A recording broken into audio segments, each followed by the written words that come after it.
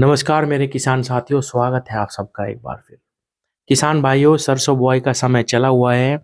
उत्तर प्रदेश में 15 अक्टूबर से 30 अक्टूबर के बीच में सरसों की बुआई ज़्यादा करी जाती है, क्योंकि यहाँ पे ज़्यादा गन्ना किसान हैं और जितने भी हल्के खेत गन्ना किसानों के पास होते हैं उन सबको गन्ना किसान करेसर में या कोल्लू में डाल के सरसों के खेतों की बुआई करते हैं। इसीलिए थोड़ी सी लेट बुआई सरसों की हमारे क्षेत्र में करी जाती है। इसीलिए 15 अक्टूबर से 30 अक्टूबर के बीच में सबसे ज्यादा खेत सरसों के बोए जाते हैं, जो कि अब समय चला हुआ है।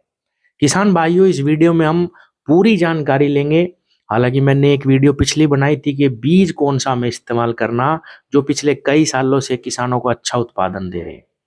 आज की इस वीडियो में हम बीज की दोबारा से जानकारी लेंगे थोड़ी सी, और खाद की जानकारी लेंगे, किस प्रकार से हमें बुआई करनी है और पहले पानी पे कौन से ऐसे कार्य हैं अगर हम सरसों की फसल में कर लें तो हमारा जो उत्पादन है वो 3 क्विंटल बीघा यानी 15 क्विंटल प्रति एकड़ के आसपास पहुंच जाए। किसान भाइयों, सबसे पहले खाद और बुआई की बात करते हैं, उसके बाद हम बीज के बारे में बात करेंगे। हमें कभी भी ये गलती नहीं करनी बुआई में, एक तो कि सिर्फ रोटावेटर निकाल के हम अपने सरसों की अगर बुआई कर दें तो इसका हमें बहुत बड़ा खामियाजा कभी कभी भुगतना पड़ सकता है। कभी तेज तूफान या हवाएं आ जाती हैं तो हमारी सरसों गिर जाती है अगर खाली रोटावेटर से हम बोएं। तो किसान भाइयों, कल्टीवेटर का इस्तेमाल 2 बार जरूर करना, और बीज हमेशा जब आप दूसरी बार कल्टीवेटर निकाल लेंगे तब पूरा दबा के कल्टीवेटर ना चला के थोड़ा हल्का लगाएं। उस समय पे आप बीज डाल लें अपने खेत में, और पीछे अगर कल्टीवेटर के पाटा भी आप खाली घुमा दे तो और भी अच्छा रहता है, हमारी सरसों फिर गिरती नहीं है। तो ये छोटी सी जानकारी है। बुआई खाली रोटावेटर से नहीं करनी, कल्टीवेटर जरूर निकालना। किसान भाइयों, बुआई करते समय ही हमें सरसों के लिए संपूर्ण खाद मात्रा मिट्टी में मिला देनी चाहिए, क्योंकि सरसों की फसल ऐसी फसल है, इसमें अगर आप ऊपर से बाद में फास्फोरस देते हैं या कोई अन्य खाद देते हैं, क्योंकि सरसों के खेतों की निराई गुड़ाई नहीं होती बाद में, तो उन खादों के हमें कम लाभ देखने को मिलते हैं। इसीलिए बुआई के समय पे ही हमें मैं कहूँगा 80% खाद की जो मात्रा है वो सरसों की फसल के लिए हमें डाल देनी चाहिए। इसीलिए जब आप रोटावेटर चला रहे हो या पहली बार कल्टीवेटर निकाल रहे हो अपने खेत में सरसों की बुआई के समय, तभी हमें सारी खाद मात्रा डाल देनी है। अब किसान भाइयों, आते हैं खाद कौन से इस्तेमाल करने।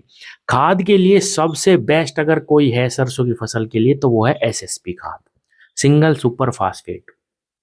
इस खाद के अंदर किसान भाइयों फास्फोरस के साथ साथ कैल्शियम और सल्फर की अतिरिक्त मात्रा आती है, और सरसों की फसल ऐसी फसल है जिसमें अगर कैल्शियम और सल्फर अतिरिक्त मिल जाए फसल को तो उसमें तेल की मात्रा भी बढ़ती है, दानों का साइज भी बढ़ता है। कैल्शियम ही दाने को फुलाने का काम करता है बहुत अच्छे से सरसों में।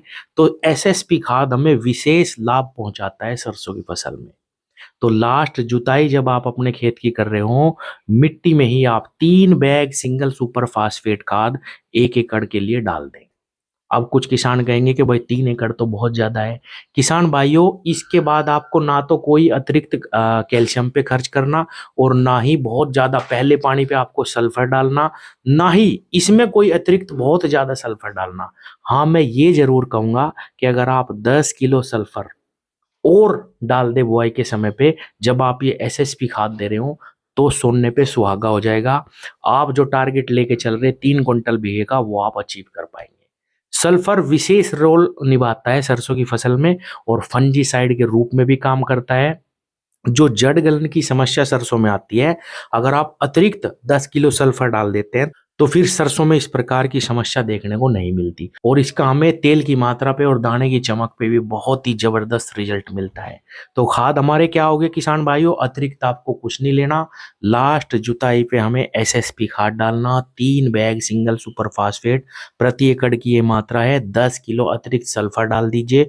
फिर इसके अलावा आपको कोई भी खाद नहीं देनी शुरू से लेके लास्ट तक। केवल यूरिया का इस्तेमाल करना, वो कब करना मैं आगे आपको बताऊंगा। तो हमारे खाद हो गए, जुताई मैंने आपको बता दी। और किसान भाइयों, अब आते हैं बीज पे। मैंने पिछली वीडियो बनाई थी बीज के ऊपर, लेकिन इस वीडियो में भी हम दोबारा जिक्र कर लेते हैं। किसान भाइयों, 45S46 पायनियर की सबसे बेहतरीन है, जो कई सालों से किसानों को अच्छा उत्पादन दे रही। लेकिन पिछले साल जो आंकड़े हैं वो श्रीराम के अच्छे रहे। श्रीराम 1666 ने पायनियर को थोड़ा सा पीछे छोड़ा। मैं ये नहीं कह रहा कि 45 या 46 खराब है, बहुत अच्छी वैरायटी है, कई सालों से अच्छा उत्पादन दे रही। लेकिन इसकी चोरी चकारी बहुत रही मार्केट में, नकली बीज भी मिले किसानों को। इस वजह से हो सकता है पिछले साल के आंकड़े ऐसे आए हों कि किसानों ने 1666 को अच्छा बताया। एक बात और भी है कि पाले के मौसम में 1666 जो श्री राम की है वो थोड़ा सा और अच्छा प्रदर्शन करती है जब किसी एक क्षेत्र में अगर पाला ज्यादा पड़ता है तो। एडवांटा की 414 भी बहुत अच्छा उत्पादन भी देती है और पाले के प्रति भी बहुत अच्छी रेसिस्टेंस इस वैरायटी ने भी दिखाई। तो ये 3 वैरायटियां हैं। एक तो पायनियर 45S46, एक होगी श्री राम की 1666 और तीसरी होगी एडवांटा की 414 और 427 भी एडवांटा की अच्छी है। तो ये 3-4 बीज हैं, इनमें से कोई भी बीज की आप बुआई कर सकते हैं। वैसे तो 150 ग्राम तक बीज प्रति बीघा काफी हो जाता है, लेकिन हमारी तरफ किसान 200 ग्राम से कम नहीं डालते। यानी 1 किलो बीज आप प्रति एकड़ इस्तेमाल करें।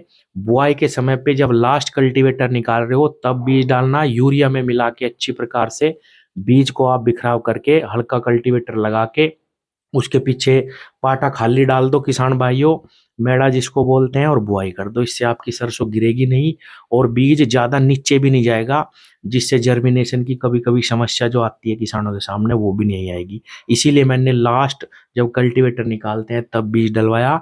और शुरू में जब आप जुताई करें खेत की, चाहे जुताई से पहले ही डाल दो फिर जुताई कर दो, 3 बैग सिंगल सुपर फास्फेट खाद और 10 किलो सल्फर। ना आपको फिर अतिरिक्त कैल्शियम लेना, ना ही कोई अतिरिक्त अलग से कोई खाद नहीं लेना। तो किसान भाइयों ये बुआई का बेस्ट तरीका है।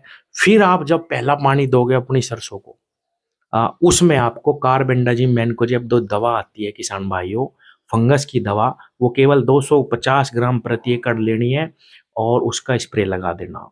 पानी देने से पहले भी कर सकते हैं या पानी देने के बाद भी कर सकते हैं। उसमें अगर आप चाहें तो एनपीके 19-19 का 1 किलो का पैकेट भी लगा सकते हैं। अब इसमें भी सवाल ये उठेगा कि फंगस के साथ हम एनपीके ना नहीं लगा सकते, लेकिन किसान भाइयों लगा सकते हैं। ये दवाई फटती नहीं है, कोई दिक्कत नहीं आती, बहुत ही अच्छा रिजल्ट इसका देखने को मिलता है। ये जो हमने कार्बेंडाजिम मैनकोजेब दवा आपको बताई है, ये इसलिए बताई कि तना गलन और जड़ गलन की जो समस्या है वो पहले पानी के बाद ही देखने को आती है सरसों में। अगर हम फंगस की कोई दवा का छिड़काव कर देंगे तो ये भी समस्या हमारी सरसों में बिल्कुल नहीं आएगी। और किसान भाइयों पहले पानी पे आपको यूरिया की भी पूर्ति करनी है। किसान भाइयों जब हम पहला पानी देते हैं तो उसमें हमें यूरिया की पूर्ति करते समय पोटास भी मिला लेना चाहिए। 25 किलो पोटास अगर आप एक बैग यूरिया में मिला के डालते हैं तो पोटास की पूर्ति भी हमारी सरसों की फसल में पूरी हो जाती है। उसके बाद अगर आप चाहें तो तीसरे पानी पे एक स्प्रे 0050 का लगा सकते हैं। बिल्कुल अगर आप कमी मान रहे तो ही ये काम करें, नहीं तो अगर आप 25 किलो पोटास फसल में दे देते हैं पहले पानी पे तो कोई भी दिक्कत आपकी फसल में फिर नहीं आएगी कि भाई पोटास की कमी रहेगी या कुछ। बस यही काम है किसान भाइयों, और आपको अतिरिक्त सरसों में कुछ नहीं करना। अगर ये प्रैक्टिस आप करते हैं सही तरीके से तो आपकी जो सरसों है वो 3 कुंटल बीघा यानी 15 कुंटल प्रति एकड़ के आसपास निकाल आपको जरूर देगी। धन्यवाद।